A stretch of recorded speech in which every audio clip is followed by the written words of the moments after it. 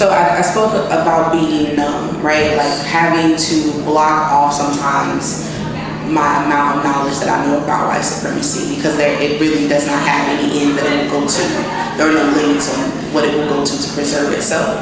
And actually turning inward into my people and helping produce new leadership and doing work directly with the Black community as a way to detach away from the conversation around white supremacy.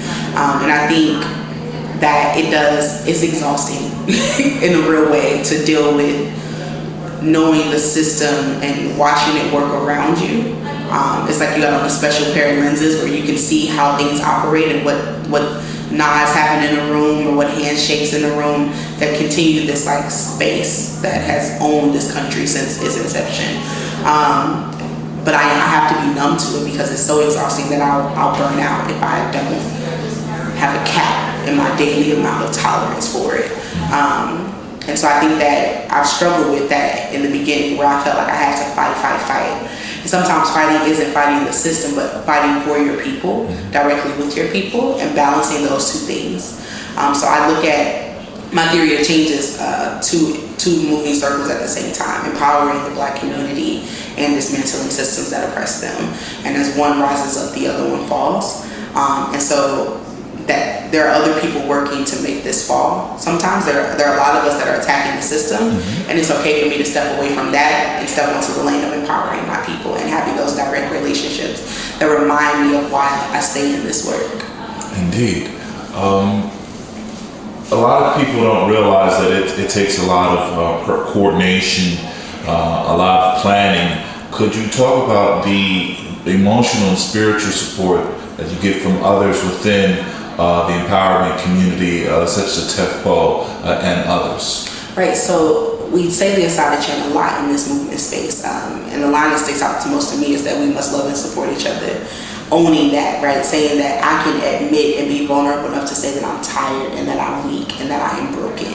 And looking at people like Tef, or people like Montega, my executive director, or people like Autumn and Chelsea, who will call in to check in and temperature check with me to make sure that I'm getting what I need, right? Or who can say it's okay to rest when I feel like I cannot stop.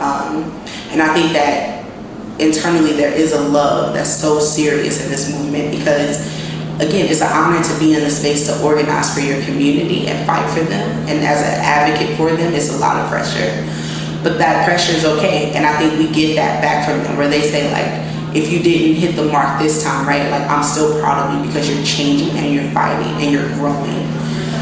And hopefully that growth is contagious, and it is. Like those pheromones that your body lets off when you hug someone can change your whole mood, right? And like, that's important to this work, those personal, serious conversations, and loving each other and laughing with each other and enjoying what is so central to being unapologetically Black, that culture that we must preserve.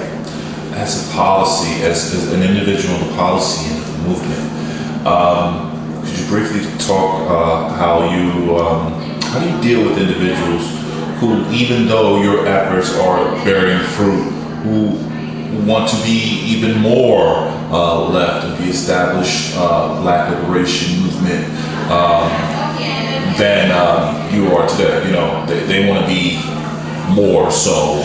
I mean, my first question is, what are you doing to make us have more of that, right? And so it's self-reflection and self-accountability. Are you doing the work in a way where you can look at me and say that I am doing enough or not enough? And in that conversation, I think that we can come up with a space where we both need to occupy for us to come up with a real theory of change. And that's a real conversation that we have to have as brothers and sisters in this space, is that I hear what you're saying, that we need to boycott, we need to not worry about voting. Some people are very left, and I support that, right? Like, your theory of change is so important to your work, and I want to continue to struggle through that, right? And knowing what struggle is when I walk away from this conversation, as harsh as it may be, that it's still in the place of love that we had it, and it's still in the place of liberating our people. And we might be different levels on the stratosphere, but we're both ultimately going toward the same goal.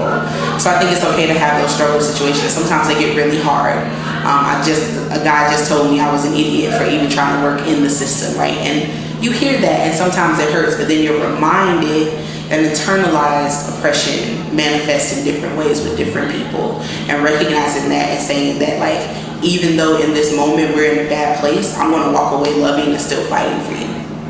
That's what's up. Before I let you go, is there anything I may have neglected to ask you or touch upon that you'd like for my readership to know about you or the movement? That we're a movement of individuals, right? That no one has a cape on. That all of this work that we're doing is because we love our people, and that because it comes from a place of love, that it's open for invitations for everybody to join, as long as you have that center. Okay. Where will we find you digitally? So I'm on Twitter, reinvented, RE_INVENT_ED, and Instagram is the same, and Snapchat is the same. Thank you very much for your time.